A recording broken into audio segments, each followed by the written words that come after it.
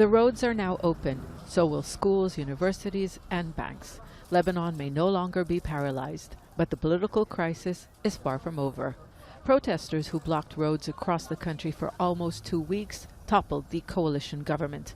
Prime Minister Saad Hariri resigned after failing to form a government free from the influence of political parties. The President, Michel Aoun, has still to set a date to start consultations with members of parliament to agree on a new prime minister, a post held by a Sunni Muslim.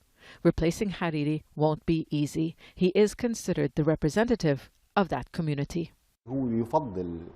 Hariri will insist on a semi-technocratic government, but the ruling coalition is insisting political parties remain represented.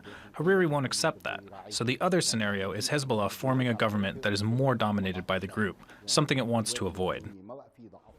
Hezbollah and its allies are the majority in government and parliament, but it is under U.S. sanctions like its Iranian backer. That is why it needs a partner like Hariri, who is supported by the West.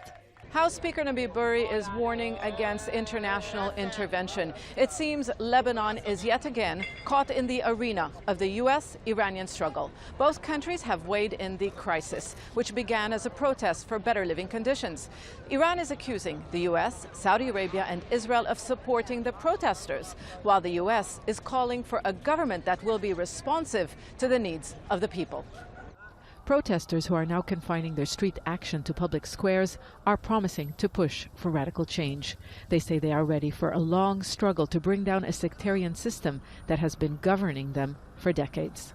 Our second demand is the formation of a new cabinet from expertise, people who have expertise, non-corrupted, non-partisan, so they can govern and conduct the transitional phase. And our next demand will be the early parliamentary elections. So we are staying on the streets until these demands are met. Overthrowing post-war leaders won't be easy. So far, they are refusing demands to hand over power. A lot of uncertainty lies ahead. Zeina, Khodr, Al Jazeera, Beirut.